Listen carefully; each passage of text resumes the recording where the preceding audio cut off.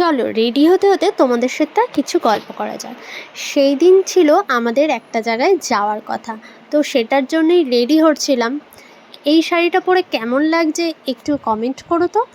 তবে এই শাড়িটা কিন্তু আমি পরে যাইনি, কারণ এটা পরে আমার খুব অসুবিধা হচ্ছিল, যার জন্য তাড়াতাড়ি করে 5 মিনিটে চেঞ্জ করে নিয়ে এই শাড়িটা পরেছি। কোন শাড়িতে বেশি দেখতে ভালো লাগছে অবশ্যই কিন্তু কমেন্ট করে জানিও। তারপর এই যে দুজন মিলে বেরিয়ে পড়েছিলাম।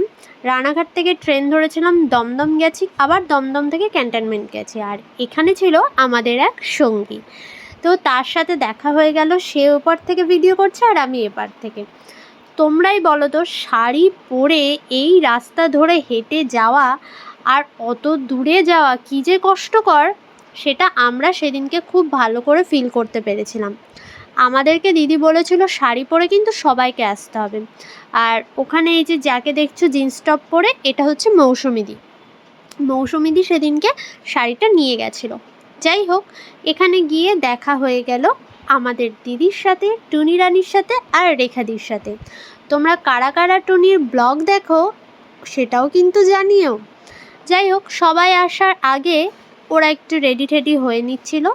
ব্যাস, এবার সবাই চলে এসছে আর এক এক করে দিদির সাথে সবার ফটো, আর পরে হয়েছিল সার্টিফিকেট ডিস্ট্রিবিউশন। তো যাই হোক, এখানে আমরা সেদিন সবাই খুব খুব মজা করেছি।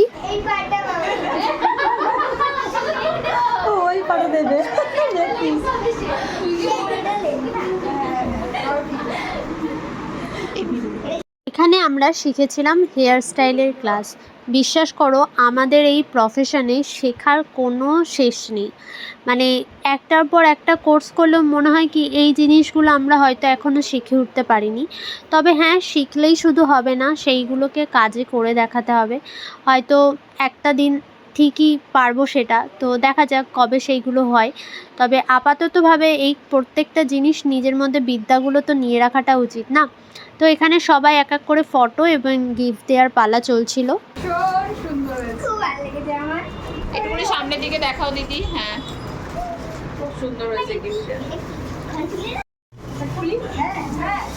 মা একটু ভালো করে খোলো আমার মতো। হ্যাঁ, তাহলে ভালো করে খোলো। র‍্যাপিং পেপার কি ভালো করে খোলো। এটা ভালো করে খুলতে চেয়েছিলাম কিন্তু পারলাম না। কিন্তু ফুল লাগাতে কোনোভাবে ছাড়ছো না।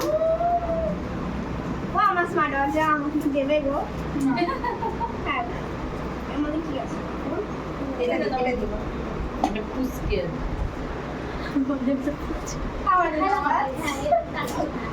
দুজনেরই ওয়াচ। এদিকে ছাড়। এদিকে করে একদিকে দেব। বাহ, খুব সুন্দর হয়েছে। সুন্দর হয়েছে। বের করে দাও সুন্দর।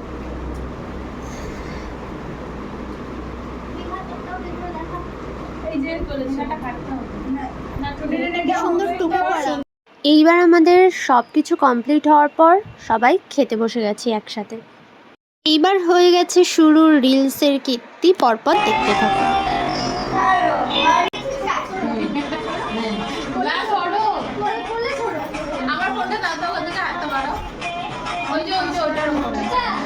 সবাইকে টাটা।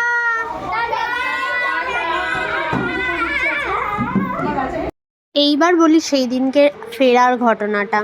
আমরা তো ক্যান্টনমেন্ট থেকে দমদম চলে এসেছি, আর দমদম থেকে আসার পরপরই পেয়ে গেছিলাম রানাঘাট লোকাল। তো ঘটনাচক্রে উঠে পড়েছি, কিন্তু ট্রেনটাতে এত বিচ্ছিরি গন্ধ যে আমরা রীতিমতন দুজনেই অসুস্থ হয়ে পড়েছিলাম। তারপরে তাড়াতাড়ি করে আগরপাড়াতে নেমে যাই।